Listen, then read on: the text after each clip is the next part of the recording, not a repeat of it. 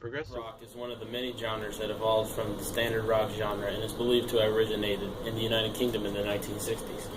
Since progressive rock came from rock, it holds many of its key aspects intact, such as the political features of folk and the entertaining features of rock and roll. Zeno Ackerman, lecturer and research assistant at Verheyen University in Berlin, emphasizes in his journal article that this evolution was able to take place due to the difference between folk and rock and roll being eroded or broken down.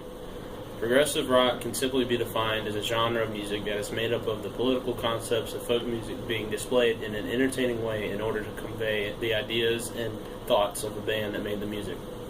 Ackerman also mentions in his article that the band Pink Floyd is the most commercially successful progressive rock band. Just about every album that Pink Floyd produced was a concept album. These albums ranged from concepts from Floyd's disapproval of the Thatcher government to their hatred of the music industry. I was first introduced to the band Pink Floyd in the summer of 2009 by a friend of mine who was a devoted fan of the progressive rock group. At first, I would have only listened to Pink Floyd's most successful albums, The Wall and The Dark Side of the Moon. I absolutely fell in love with the band after the first time I listened to these albums. Never before had I listened to songs that captivated me so strongly and made me pay so much attention to detail. I thought to myself, this is pure art, every time I listened to an album all the way through. After learning the lyrical and musical movements of each song by heart, I was determined to listen to more. From this point on, I slowly worked towards Pink Floyd's less mainstream albums such as The Final Cut, Wish You Were Here, and even Animals. Every album I listened to reminded me of just how much I love Pink Floyd. My fandom truly hit its peak when I decided to look deeper into what the lyrics meant in each song and how an album relates to its songs. I began to see a trend in Pink Floyd's work. I saw that each album had a general idea on which its songs were based. I learned that the music world referred to this trend as a concept album. Each album produced by Pink Floyd was formed around a certain concept in which they satirized or expounded upon with their music.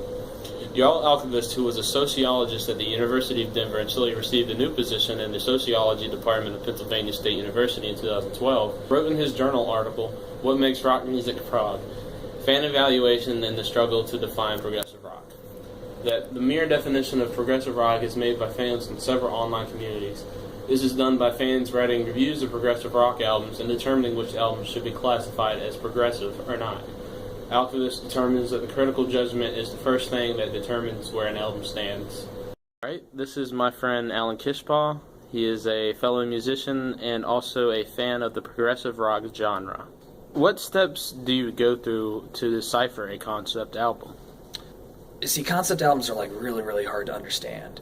It's always nice to come up with your own sort of explanation for the best way to figure out what a concept album is really trying to say. Like, the internet's great for this. You can find message boards of people who love prog rock. In Ackerman's journal article, he specifically states that folk music is constitutive in nature, or of the people, by the people, and for the people. This nature is strongly prevalent in progressive rock back when it first came about, and even up until the present day. Throughout progressive rock's history, fans have always played a vital role in its survival. Andrea Baker, a former associate professor of sociology at Ohio University and a researcher of relationships of online communities since the 1990s, wrote a journal article titled The Exchange of Material Culture Among Rock Fans and Online Communities, in which she included the findings of her research of the types of goods exchanged between members of the fan base of the Rolling Stones.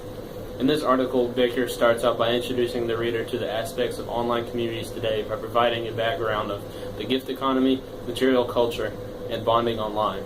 These main aspects are the material culture of online rock fan communities, how its transfers help illuminate the knowledge about online-offline boundaries, and how the historical context informs practices of exchanging the material culture online.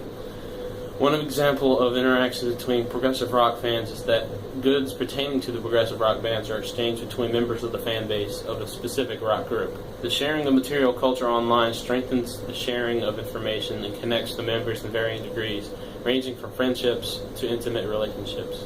This is my friend Amy Sadern, and a couple years back I kind of introduced her to Pink Floyd. Amy, how did my exposing you to Pink Floyd impact your life? It made me pretty happy, honestly. It made me more calm. It made me more appreciative of like music and instrumental covers. Would you say that our friendship has grown stronger through this sharing of knowledge? I would honestly say yes, because you already loved that band, and when I finally started getting into it, you got so excited about it. So I would say yes. So, in hindsight, I have discovered various connections between fans of progressive rock music. In the big picture, progressive rock should be considered fine art in its own design. As Ackerman correctly states in his article, the purpose of progressive rock is to evolve rock music into a mode of carefully orchestrated artistic expression. Not only does it have melodic riffs that are pleasant to the ear, but it also has a harmonic motion of lyrics. These lyrics are presented in a way so complex that it is impossible to decide on a single interpretation of its meanings. The best way a person can understand the music is to search for a meaning that best suits their taste.